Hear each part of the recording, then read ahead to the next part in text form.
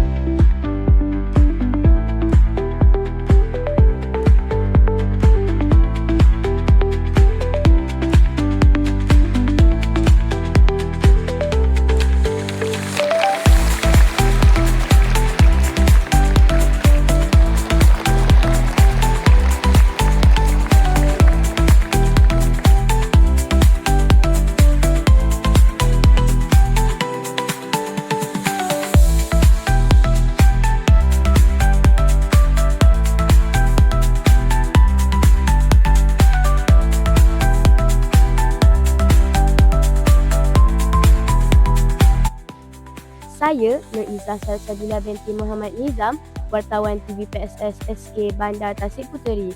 Objektif majlis watikah ini diadakan untuk memberi pengiktirafan rasmi kepada murid yang dilantik sebagai pemimpin sekolah. 2. Mewujudkan rasa tanggungjawab dan amanah dalam kalangan pemimpin murid. 3. Melahirkan pemimpin murid yang berdisiplin, berwibawa dan berintegriti. Awaskan diri kami.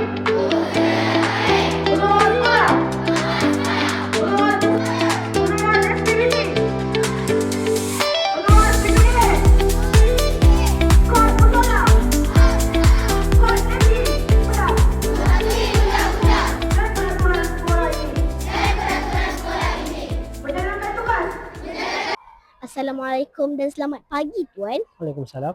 Pada pendapat Tuan, apakah ciri-ciri paling penting yang perlu ada dalam diri seseorang pemimpin sekolah? Ciri-ciri yang perlu ada dalam diri pemimpin sekolah ialah paling penting sekali integriti lah. Kerana bila seorang pemimpin yang berintegriti, dia akan adil, amanah dan tegas dalam melakukan setiap tindakan dia. So, bila dia tegas, akan datang lagi sikap tanggungjawab dan jujurlah dalam melakukan setiap tugas. Bila contoh tu diterapkan dalam diri seorang pemimpin, rakan-rakan yang berada di sekeliling pemimpin itu akan terikut sekali dengan sikap yang positif yang datang daripada setiap seorang pemimpin itu. Terima kasih Tuan. Dengan ini berakhir sudah majlis pelantikan unit-unit kepimpinan sekolah untuk sesi 2026. Sehingga berjumpa lagi di lain siaran TVPSS SK Bandar Tasik Puteri, saluran informasi untuk anda. Bye!